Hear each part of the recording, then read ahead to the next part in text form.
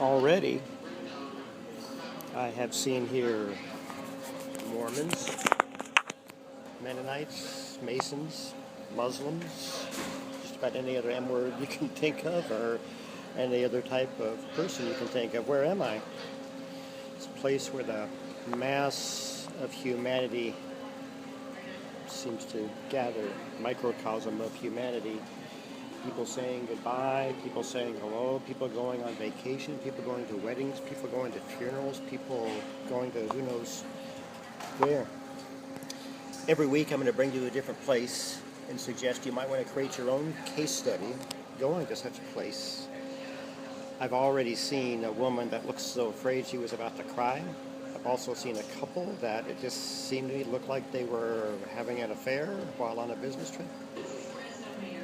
I've already seen people standing in line to get on a plane that looked like they were fearful to get on the plane. What would Jesus do? What would Jesus say if he were here?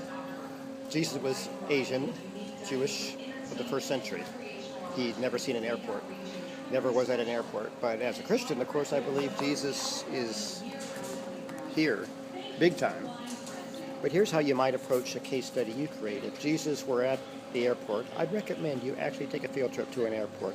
Ideally a larger international airport, but anywhere probably is good. And just sit, imagine, pray if you're the praying kind, look around, being discreet, unlike I'm being right now with my phone. Probably get arrested by the TSA in a few minutes. Focus on someone, think about someone, or imagine someone here. Someone saying hello, someone saying goodbye, someone looking like they're fearful, someone that you overhear going to a funeral, someone that's obviously of another religion by their customs or clothes. What would Jesus do? What would Jesus say to that person getting on the international flight while crying? So the whole point is to write your case study. What would Jesus do? What would Jesus say? Imagine a Jesus-like response to a particular person or situation. So have fun with that. I love airports because they remind me so well of set theory. Everybody here is in the bounded set of an airport, geographically, physically. They're all in the same building. But believe me, people are getting on planes going different directions. People have different directions in life, different faiths, different orientations. Their arrows are all over the place, even though they're in the same bounded set. Everybody's going towards a different center. Some persons are going home. Some are running away from home. Of course, like anywhere where there's people, there's going to be a lot of fuzzy things.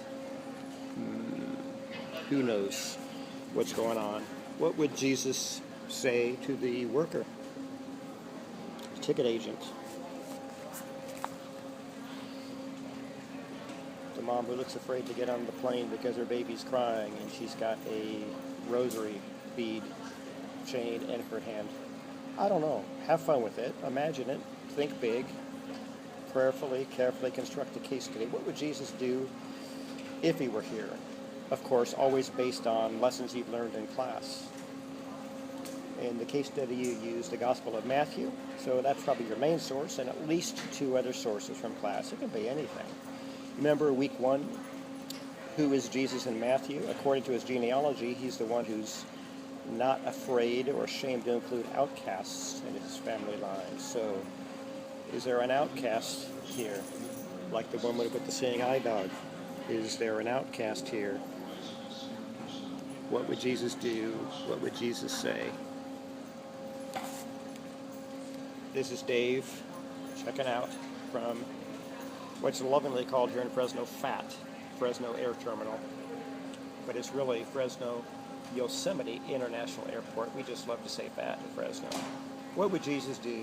What would Jesus say if he were here? That would be a very fun, challenging case study. Go to it.